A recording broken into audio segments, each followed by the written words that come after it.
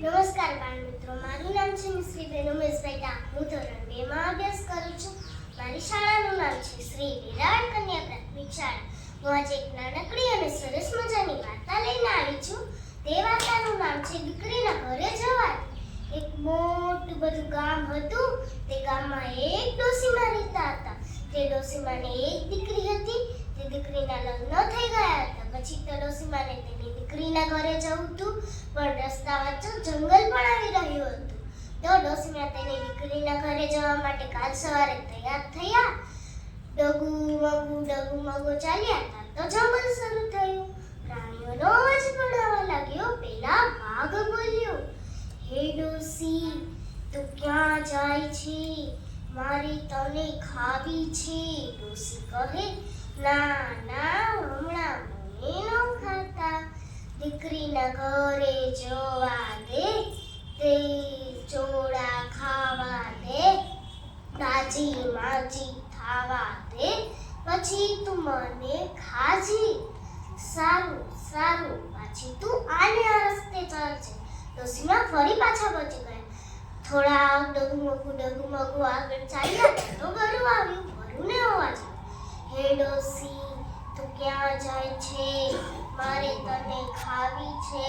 ડોસી કહે, ના ના, હમણાં મને ન ખાતા. દીકરીના ઘરે જવા દે, તે ખાવા દે, તાજી માજી ખાવા દે, પછી તું મને ખાજે. ઠીક છે, પાછી તું આને આ રસ્તે ચાલજે. ડોસીમાં ફરી પાછા બચી ગયા. ડોસીમાં થોડાક આગળ ચાલ્યા ત્યાં તો દીપડો આવ્યો. દીપડાએ પૂછ્યું, હે પેલી ડોસી, હે ડોસી, તું ક્યાં જાય છે? મારે તને ખાવી છે. ડોસી કહે, ના ના, હમણાં મને ન ખાતા.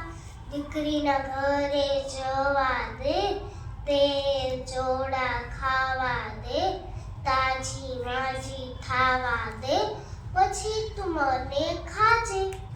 ઠીક છે, પાછી તું આને આ રસ્તે ચાલજે. ડોસીમાં ફરી પાછા બચી ગયા. ડોસીમાં થોડાક આગળ ચાલ્યા તો તેની દીકરીનું ઘર આવી ગયું. દીકરી માને જોઈને ખૂબ રાજી થઈ. દીકરીએ માને કહ્યું, માં, તમારે શું ખાવું છે? માએ દીકરીને કહ્યું, દીકરી, તેલ ને ચોળા બનાવ. દીકરી રોજ મા માટે સારું સારું ખાવાનું બનાવતી, પણ માં દુબળા ને દુબળા જ પડતા જાય છે. મને ચિંતા બેઠી. દીકરીએ પૂછ્યું, શું માં તમને ચિંતા બેઠી છે? માએ દીકરીને બધી વાત કહી. મને જંગલ વચ્ચે આવું થયું હતું. જંગલમાં પ્રાણીઓથી બહુ ડર લાગી. તો દીકરીએ યુક્તિ સોચી, ભંભોટિયું લઈ આવી. ડોસીમાને ધીમેથી અંદર બેસાડ્યા. ગબડતું જાય, ગબડતું જાય, ગબડતું જાય, ગબડતું જાય. ત્યાં તો એટલામાં દીપડો આવ્યો. દીપડાએ પૂછ્યું, હે પેલા ભંભોટિયા, તે કોઈ ડોસીને જોઈ છે? અંદરથી ડોસી બોલે, કિસકી ડોસી કિસકા કામ, ચલ ભંભોટિયા અપને ગામ. કિસકી ડોસી કિસકા કામ, ચલ ભંભોટિયા અપને ગામ.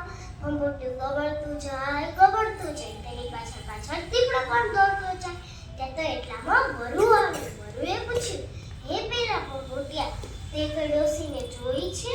અંદરથી ડોસી બોલે, કિસકી ડોસી કિસકા કામ, ચલ ભંભોટિયા અપને ગામ. કિસકી ડોસી કિસકા કામ, ચલ ભંભોટિયા અપને ગામ. ભંભોટિયું ગબડતું જાય, ગબડતું જાય. એની પાછળ પાછળ વરુ ને દીપડો દોડતા જાય. એટલામાં વાઘ આવ્યો. વાઘે પૂછ્યું, હે પેલા ભંભોટિયા, તે કોઈ ડોસીને જોઈ છે? અંદરથી ડોસી બોલે, કિસકી ડોસી કિસકા કામ, ચલ ભંભોટિયા અપને ગામ. કિસકી ડોસી કિસકા કામ, ચલ ભંભોટિયા અપને ગામ. ભંભોટિયું ગબડતું જાય, ગબડતું જાય. એની પાછળ પાછળ વાઘ, વરુ ને દીપડો દોડતા જાય. ત્યાં તો એક રાખનો ઢગલો આવ્યો. ઢગલા આંગણે ભંભોટિયું ઊભું રહી ગયું. ત્યાં ડોસીનું ઘર પણ આવી ગયું. ડોસીમાં એક યુક્તિ સોચી. ભંભોટિયાનું ઢાંકણું ખોલી મુઠ્ઠી ભરી રાખ લીધી. તે ચારે કોર ઉડાડી.